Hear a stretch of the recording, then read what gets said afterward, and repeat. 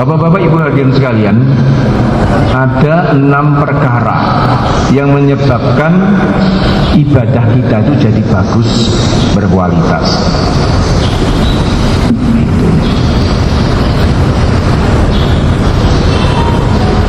Jadi di dalam surat Al-Mulk juga Allah berfirman, "Allazi khalaqal mauta wal hayata liyabluwakum ayyukum ahsanu amala." Dialah Allah Subhanahu wa taala yang menciptakan kehidupan dan kematian. Di antara kehidupan dan kematian inilah Allah ingin menguji kalian. Ayyukum ahsanu amala, siapa di antara kalian yang paling bagus amalnya. Amal itu Allah inginnya yang bagus, gak sak-saking. Inilah ittaqullaha haqqa tuqatih. Maka untuk bagus dalam amal ini, nasihatnya para alim ulama, 1, yakinnya benar. Yakinnya benar. Ini adalah perintah Allah. Ini meyakini janji-janjinya Allah dengan amalannya ini. Yang kedua, ikut sunnah Rasulullah Shallallahu Alaihi Wasallam dalam beramal. Karena setiap amalan itu Nabi mencontohkan. Karena Nabi itu adalah litubayyina linnas, yang menjelaskan kepada manusia tentang perintah Allah. Sholatnya kayak Nabi, ya kan? Apa saja kayak Nabi. Nah, terus sama dengan Nabi. Maka dalam hal ini yakinnya benar sesuai dengan sunnah. Ini asasnya itu. Kemudian yang ketiga, ikhlas di dalam beramal, hanya semata-mata karena Allah. Saya pengajian di UGM ini karena Allah. Saya berpuasa itu hanya karena Allah. Saya sholat itu hanya karena Allah, tidak yang lain-lain. Nah, ini 3 perkara yang harus ada. Kemudian berikutnya, ihsan di dalam beramal. Yakin sedang dilihat oleh Allah, yakin sedang didengar, diperhatikan, baik dalam pengajian, baik di dalam puasa, baik di dalam sholat, selalu merasa diawasi, diperhatikan. Nah, ini ihsan di dalam. Maka kalau orang itu ihsan, ikhlas, ihsan, insya Allah keluar dari ibadah itu dia akan terhindar dari dosa-dosa besar. Kemudian yang keempat, hadirkan fadhail. Hadirkan fadhail, keuntungan-keuntungan di dalam amal. Saya berpuasa ini fadhailnya apa? Oh, Allah akan ampunkan dosa-dosa saya.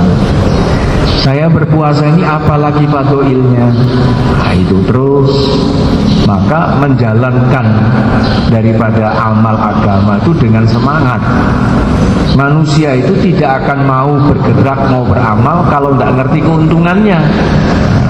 Maka dalam hal ini sangatlah penting, ya, keuntungan apa yang akan saya dapatkan kalau saya mengamalkan puasa. Keuntungan apa yang saya dapatkan kalau saya berwudu dan sholat. Nah, itu harus ditanamkan setiap mau amal. Saya mau sedekah, mau zakat, apa fadhailnya yang akan saya dapatkan kalau saya melakukan ini. Nah, itu. Kemudian bapak-bapak, ibu hadirin sekalian, berikutnya adalah mujahadah li nafs. Mujahadah atas diri di dalam melaksanakannya. Ini bapak-bapak, ibu sekalian, ya hujan, ya panas, bayar puasa, ya puasa. Nah, mungkin pada musim panas mujahadah berat, gitu maksudnya. Begitu juga ke masjid pada musim dingin, musim panas, ya tetap berangkat ke masjid. Mungkin kalau di sini tidak begitu terlalu kontras. Tapi kalau di luar negeri itu, kalau musim dingin, dinginnya luar biasa, kalau panas, panasnya luar biasa. Sudah pakai baju kaos dalam, pakai baju koko, masih pakai sweater, masih pakai jaket, masih pakai selimut. Loh, bayangkan, saking apa? Dinginnya. Masih pakai hook, sepatu yang dari kulit itu. Nah, itu kalau di luar negeri kita bisa membayangkan bagaimana dinginnya itu luar biasa. 0 derajat. mau sholat malam itu sampai pecah-pecah bibir, tangan, kaki itu karena dinginnya air. Maka ada air panas, ada pemanas. Nah, itu menyesuaikan maksudnya itu. Nah, itu mujahadah linafs. Dingin, mau wudhu awang-awangan. Nah itu enak tidur loh maksudnya itu. Lah ini mujahadah. Wah, saya harus mengerjakan ini. Saya mewajibkan diri saya untuk menghadap kepada Allah. Lah itu lain lagi. Maka inilah 6 perkara apabila kita yakinnya benar, sesuai dengan sunnah, ikhlas, ihsan, kemudian menghadirkan fadhail, kemudian yang keenam mujahadah nafs. Inilah yang disebut dengan ahsanu amala, sebagus-bagus amalan. Apa saja kuncinya di situ. Inilah bapak-bapak, ibu hadirin sekalian, ibadah yang sebenar-benarnya, yang paling bagus, ahsanu amala, yang diinginkan oleh Allah Subhanahu wa ta'ala. Bapak-bapak, ibu hadirin sekalian, nah ini kewajiban kita diciptakan Allah di dunia ini adalah untuk beribadah. Dunianya direndahkan, ya, kita manusia tinggal pakai istilahnya sebagai fasilitas hidup. Tapi balasnya Allah menghendaki kita ibadah kepada Allah Subhanahu wa ta'ala. Tetapi kita umat akhir zaman itu tidak hanya tugasnya ibadah saja, tetapi kita umat akhir zaman dikatakan kuntum khairah umat, sebaik-baik umat. Nah, bapak-bapak, ibu hadirin sekalian, apa yang dimaksud dengan sebaik-baik umat? Karena ada tugas, ya, itu meneruskan dakwahnya Rasulullah Sallallahu Alaihi Wasallam khususnya, dan para nabi dan rasul yang terdahulu. Kuntum khairah umat ukhrijat linnas. Kalian itu adalah umat yang terbaik yang dikeluarkan untuk manusia. Bukan dikeluarkan di tengah manusia, tapi linnas adalah untuk manusia. Lah apa toh maksudnya? Ta'muruna bil ma'ruf wa tanhauna 'anil munkar wa tu'minuna billah. Bapak-bapak, ibu hadirin sekalian, kita dikehendaki mengajak pada kebaikan, mencegah daripada kemungkaran, dan beriman kepada Allah. Kenapa kok dalam ayat ini iman kepada Allah ditaruh paling belakang? Padahal iman itu asas. Bapak-bapak, ibu sekalian, kalau tu'minuna billah, beriman kepada Allah, ibadah kepada Allah itu hal yang biasa yang dikehendaki kepada seluruh umat manusia, baik kita maupun sebelum kita. Nyatanya puasa, sholat itu sudah ada semua. Tetapi yang luar biasa di dalam ayat ini adalah di samping kita ini umat yang beribadah sebagai manusia biasa, tetapi kita kuntum khairah umat. Apa itu kuntum khairah umat?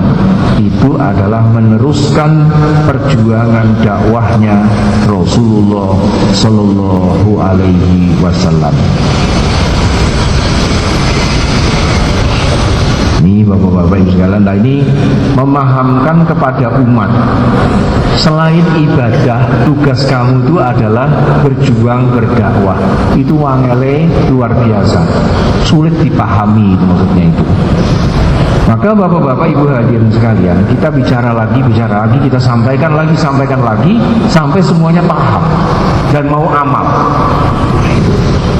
Maka dalam hal ini bapak-bapak ibu hadirin sekalian, kalau di dalam ibadah ittaqullaha haqqa tuqati, maka di dalam perjuangan agama itu di dalam surat Al-Hajj 78, wajahidu billahi haqqa jihadi, berjuanglah kamu di jalan Allah, berdakwahlah kamu di jalan Allah sebagaimana para nabi-nabi dahulu berdakwah, itu dengan perjuangan yang sebenar-benarnya. Maka ibadah yang sebenar-benarnya, perjuangan agama itu dengan sebenar-benarnya. Jadi Allah tuh inginnya selalu yang perfect, tidak asal-asalan. Nah itu. Nah Bapak-bapak ibu hadirin sekalian, nah, bagaimana maksudnya berjuang dengan yang sebenar-benarnya perjuangan? Maka ini standarnya adalah para sahabat, orang-orang beriman zaman dahulu. Maka perintah Allah ini adalah infiru khifafan wasikolan. Keluarlah kalian itu berjuang untuk agama Allah, maksudnya berdakwah ini dalam keadaan berat maupun dalam keadaan ringan. Nah, maka bapak-bapak ibu sekalian, ini yang dimaksud wajahidu fillahi haqqa jihadih, itu adalah dalam segala keadaan berat maupun ringan, ini kita berangkat untuk memperjuangkan agama. Bapak-bapak ibu hadirin sekalian, maka pada waktu itu mau dikirim jamaah dakwah ini ke Turki, ke Konstantinopel Timur.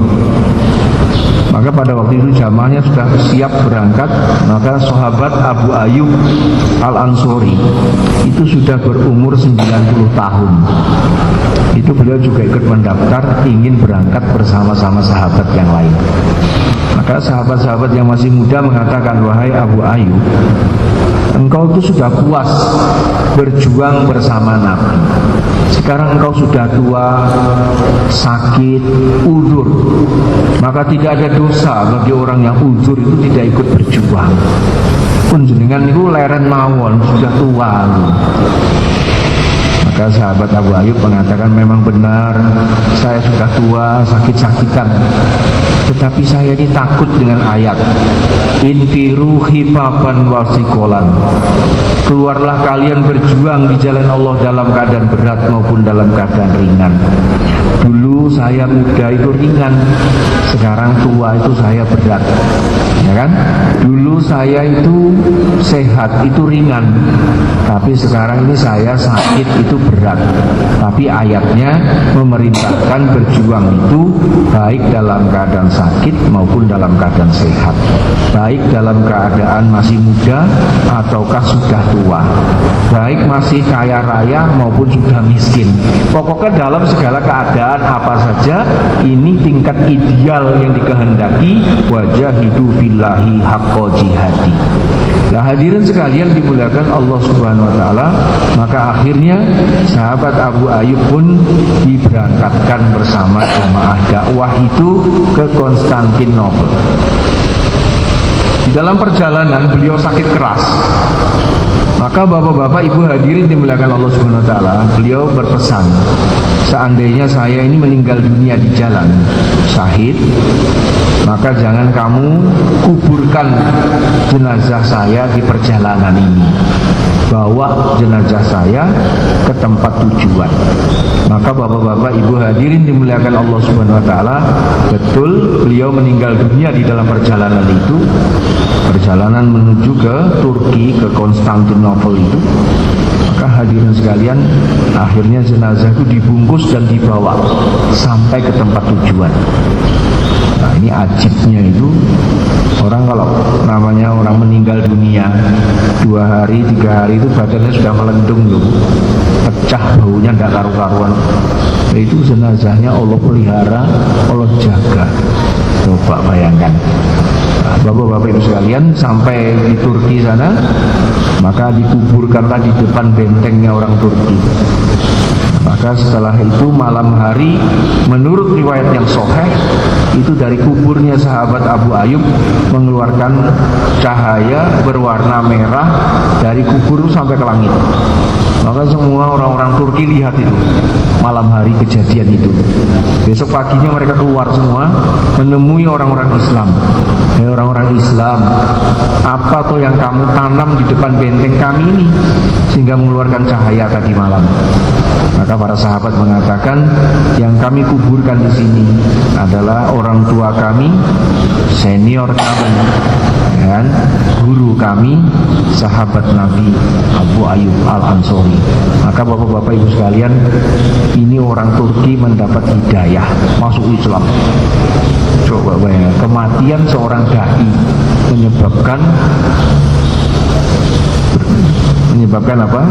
Masuk Islamnya orang satu negeri. Sejarah yang tidak bisa bisa habis-habis diceritakan sampai hari ini. Saya punya kawan, dia pernah pergi ke Turki.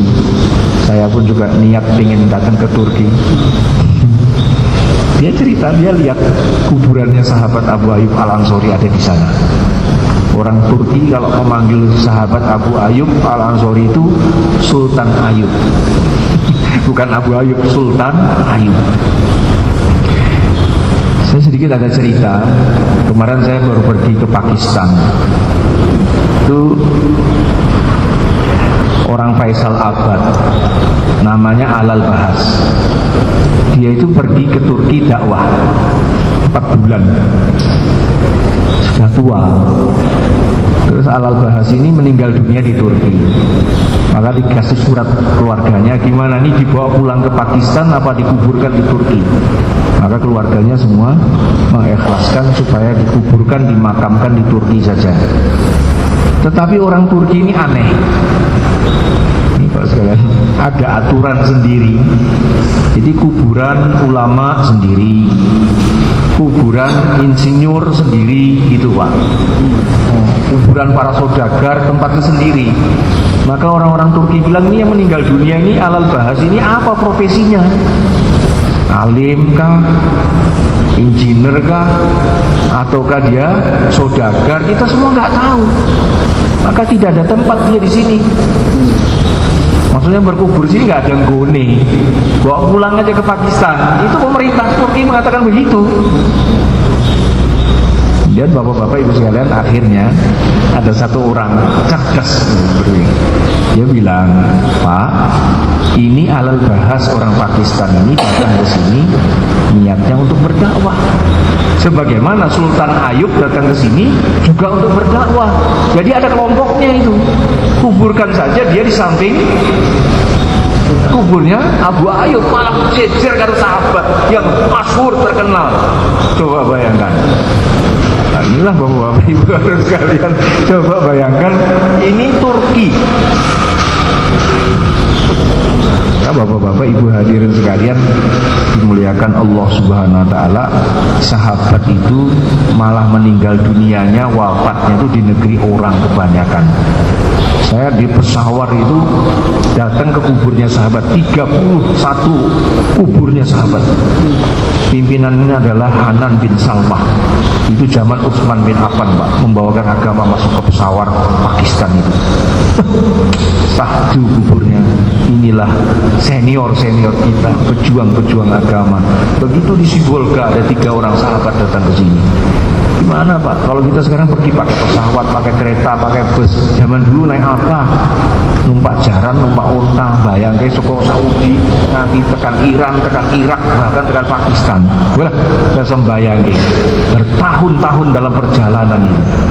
Tapi kalau tidak begitulah agama nggak tersebar. Lah kalau berpikirnya cara orang hari ini, oh yang penting saya, yang penting keluarga saya, bas selesai. Habis agama sampai di sini saja, Pak.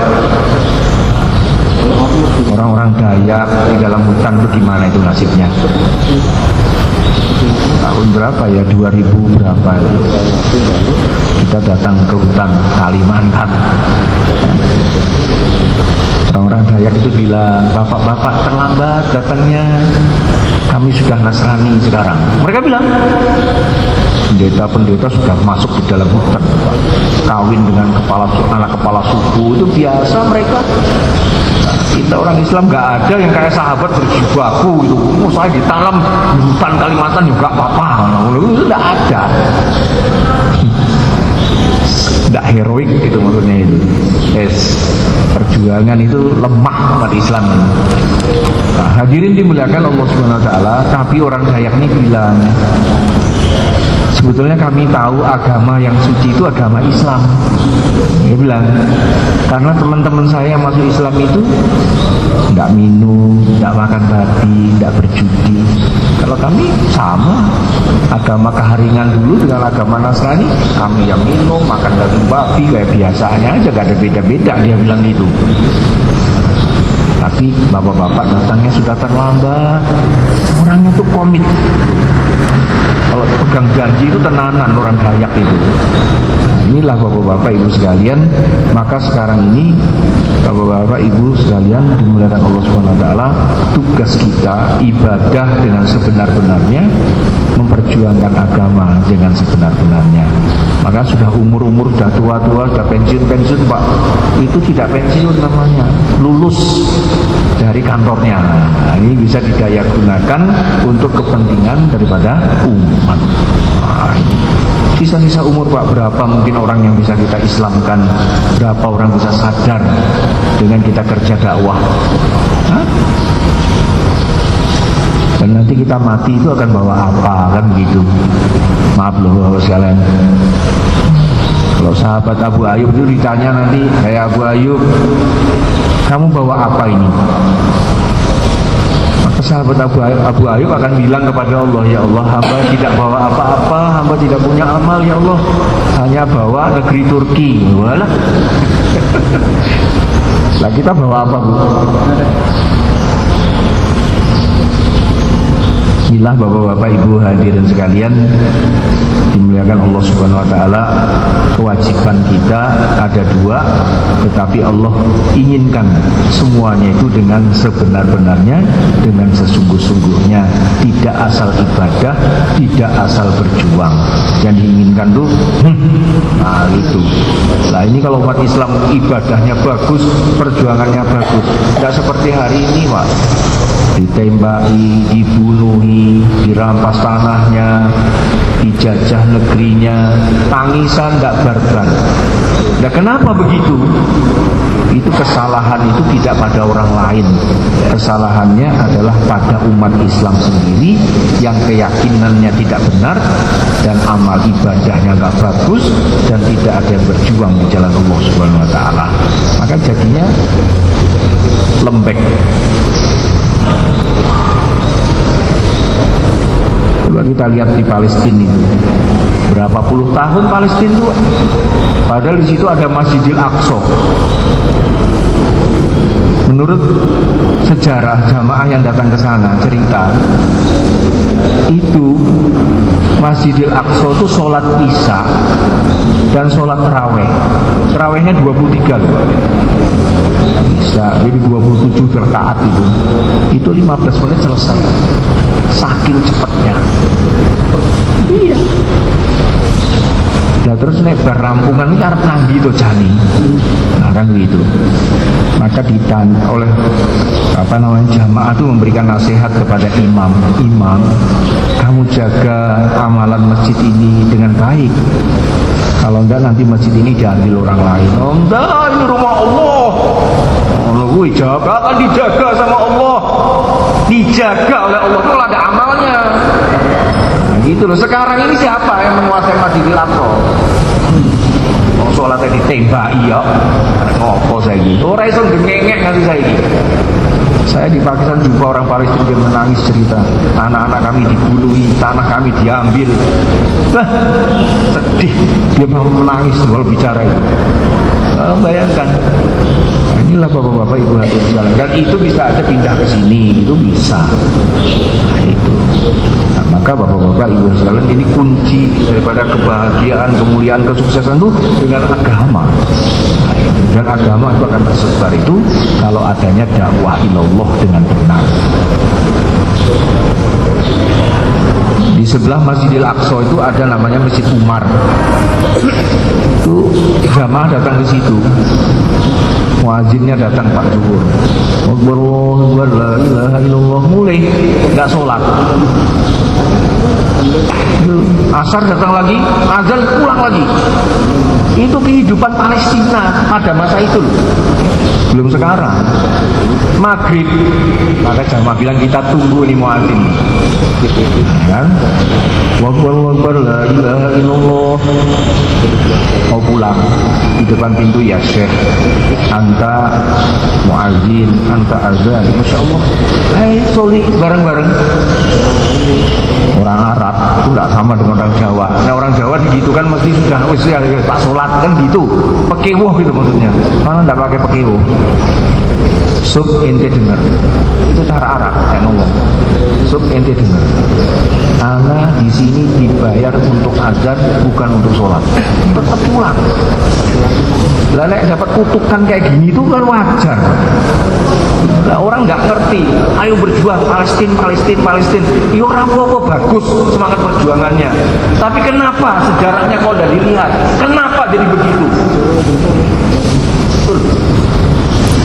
Karena main-main dengan agama.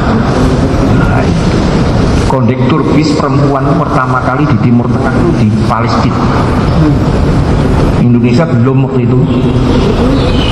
Itu Pak, rusak kan negeri Arab padahal. Dan gelarnya itu Palestina itulah Paris Timur Tengah. Jadi kalau mau bersenang-senang itu ke sana. Jadi negerinya itu kayak gitu, ngeri. Ya sekarang tuh saya kemarin ketemu dengan orang Palestina, dia bilang bagaimana kita orang Palestina akan bisa menang dalam perjuangan. Pemuka-pemukanya, pemimpin-pemimpinnya doyan duit semua, dia bilang. Pemuda-pemuda kasih duit. Israel sama Amerika banyak duitnya. Lu bilang gitu kok. Itu orang Palestina sendiri bilang. Kasih duit banyak-banyak, oh berjuang keluar negeri maksiat. Itu biasa, kami tahu. Itu rakyat kecil yang bilang gitu Pak. Keadaan. Maka urgen perbaikan iman, perbaikan amal, urgen dakwah itu dikerjakan, mengembalikan umat Islam kembali pada kehidupan menurut sunnah. Gitu.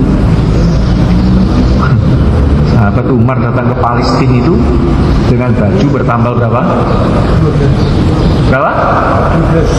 Hah? 12 atau 13? 13. Itu pendeta-pendeta bilang ini nanti yang mengambil kunci Baitul Maqdis namanya Umar bin Khattab, pakai baju tambalan 13.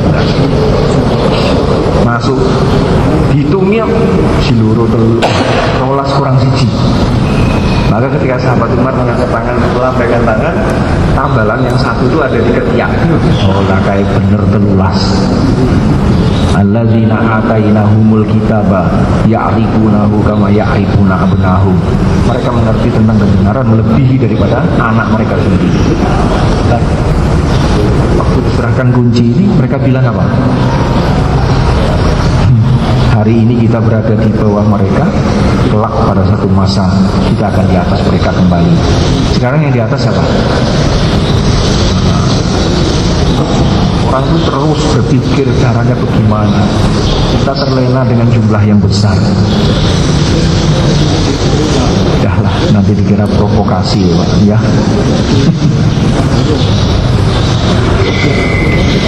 Inilah Bapak-Bapak Ibu hadirin sekalian yang dapat kami sampaikan pada siang hari ini, pada pagi hari ini. Mudah-mudahan bermanfaat bagi kita semua. Pak Joko titip salam. Ada halangan tidak bisa datang, terus saya ditelepon menggantikan Pak Joko. Mungkin tidak sesuai dengan keinginan Bapak-Bapak Ibu-Ibu, saya minta maaf. Ya sebelum saya tutup mungkin ada yang ingin ditanyakan sebelum ditutup.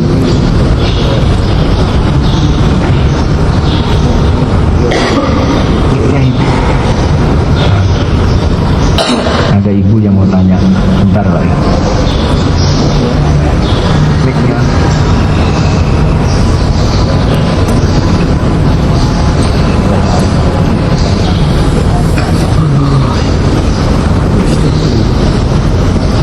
Silakan Bu. Assalamualaikum warahmatullahi wabarakatuh. Ya, kita sekarang sedang berpuasa. Sasarannya semoga mendapat takwa akhir puasa Ramadan nanti.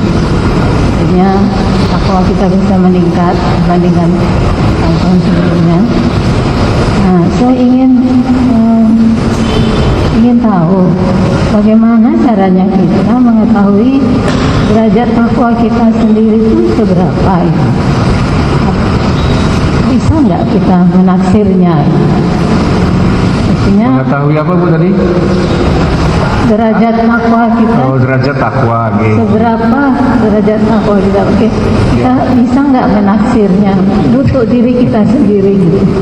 Terima kasih. Assalamualaikum warahmatullahi wabarakatuh. Iya Bu. Orang yang bertakwa itu dia bisa merasakan sejauh mana dia takwa kepada Allah. Itu kedekatannya kepada Allah. Satu. Yang kedua, ketidaksukaannya kepada perkara maksiat tinggi. Itu menunjukkan dia betul-betul takwa. Jadi kita ini sebetulnya bisa merasakan derajat kita ini seberapa atau ketakwaan kita ini. Itu dari situ saja cukup. Maksudnya saya ini kedekatannya kepada Allah, kecintaan saya kepada Allah kok kurang. Nah misalnya gitu. Itu menunjukkan derajat takwa kita rendah. Maka Nabi bertanya, Kaifa asbahta ya Harithah? Bagaimana subuh kamu pagi hari ini? Pagi kamu hari ini itu bagaimana? Maka Harithah mengatakan, saya mukmin yang hakko ya Rasulullah. Mukmin dengan takwa itu sama. Saya mukmin yang hakko. Oh, kalau kamu mukmin yang hakko itu apa tandanya? Harus ada tandanya.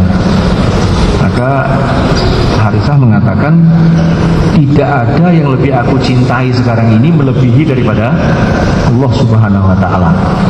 Ini ucapannya Harithah kepada Nabi, saya mukmin yang hakko. Tandanya, tidak ada yang lebih aku cintai hari ini melebihi dari Allah Subhanahu wa Ta'ala.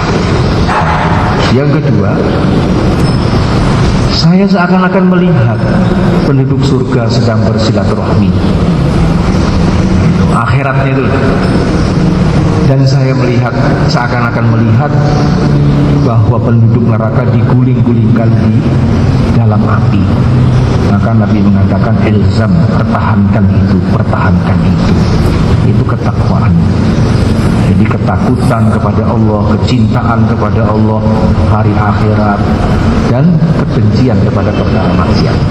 Itu sejauh mana? Itu mudah gitu. Dan kita tahu, batiniah kita tuh tahu, wah aku ini mati bahaya kayak gini, itu tahu kita. Nah, Bu, ada lagi yang ditanya? Ya demikian saja Bapak-Bapak sekalian. Wabillahi wa taufiq wal hidayah. Wassalamualaikum warahmatullahi wabarakatuh.